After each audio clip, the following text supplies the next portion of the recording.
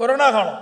நான் ஆட்சி பொறுப்பேற்கின்ற பொழுது பல்வேறு சோதனைகளை சந்தித்தவர். ஒன்று உள்கட்சி பிரச்சனை, இரண்டாவது ஆட்சி பொறுப்பேற்றுள்ள கடுமையான வறட்சி. சென்னை மாநகர மக்களுக்கு கூட முழுமையாக குடிநீர் கிடைக்காத ஒரு சூழ்நிலை. வெளி மாவட்டத்திலிருந்து ரயில் மூலமாக தண்ணீரை கொண்டு வந்து நம்முடைய சென்னை மாநகர மக்களுடைய தாகத்தை தீர்க்கக்கூடிய ஒரு குடிநீரை வழங்கிய அரசாங்கம் அதிமுக அரசு.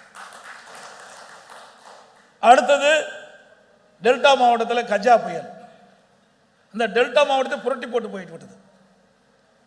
புயலால் கடும் சேதம், விவசாய விளைநிலங்கள் சேதம், பயிர்கள் எல்லாம் தண்ணீரில் முழுகி சேதம் அடைஞ்சிட்டது. அங்கே இருக்கின்ற மின்கம்பங்கள்லாம் உடைந்து விட்டது. சப்ஸ்டேஷன் துணை மின் நிலையங்கள்லாம் காற்றில் அடித்து நொறுக்கப்பட்டு விட்டது. டிரான்ஸ்ஃபார்மர்லாம் ஃபெயிலியர். அப்படிப்பட்ட ஒரு சூழ்நிலை.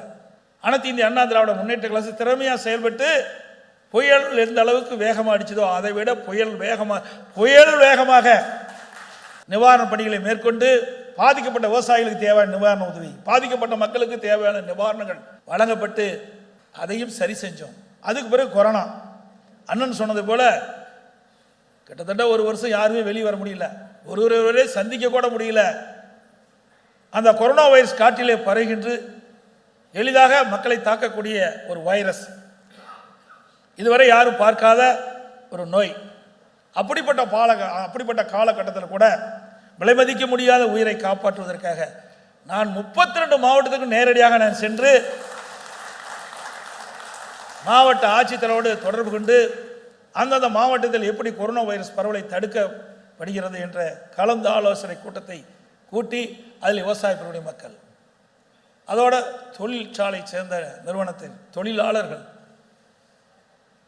அதோட சுயதி குழுவை சேர்ந்த மகளிரை சேர்ந்தவர்கள், இப்படி பலதரப்பட்ட மக்களையும் அந்த மாவட்ட நிர்வாகம் கூட்டத்திலே கலந்து ஆலோசித்து அவர்களுக்கு தேவையான உதவிகளை நாங்கள் செஞ்சோம். அந்த கொரோனா காலத்தில் கூட விலைவாசி உயரல.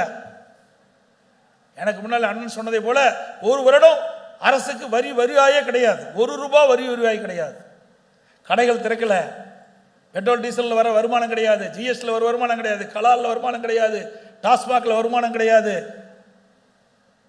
அதில் பத்திரப்பதிவில் வருமானம் கிடையாது, ரோட் டாக்ஸில் கிடையாது. எதிலையுமே வருவாய் இல்லாமல் ஒரு ஆட்சி, ஒரே அரசாங்கம் அதிமுக அரசாங்கம்.